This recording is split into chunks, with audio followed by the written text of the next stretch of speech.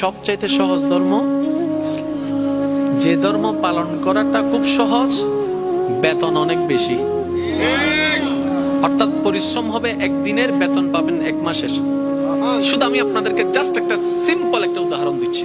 আপনার জানা মতে পৃথিবীতে এমন মালিক আছে যারা 3 মাস চাকরি করায় 1 মাসের বেতন দেয়।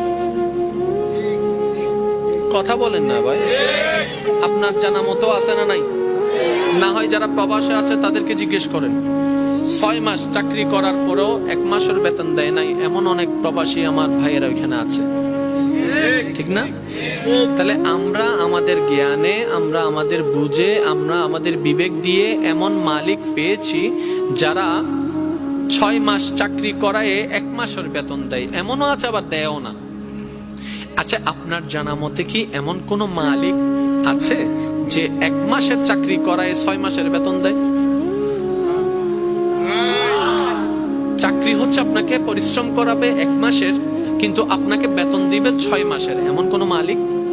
কিন্তু ওই মালিকটা আছে যে 6 মাসের চাকরি করাবে, 1 মাসের বেতন দেয় কিংবা দেয় না, এমন মালিক আমাদের সকলের জানা। আর যদি কিচ্ছু না হয় অন্তত বেতন কেটে ফেলবে, আছে না? এগুলো তো দুনিয়ার মালিকের কথা।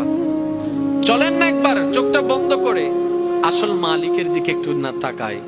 যে মালিকটা আমাদেরকে খাওয়াচ্ছে, যে মালিক আমাদেরকে রিজিক দিচ্ছে, যে মালিক আমাদেরকে রহমত করছে।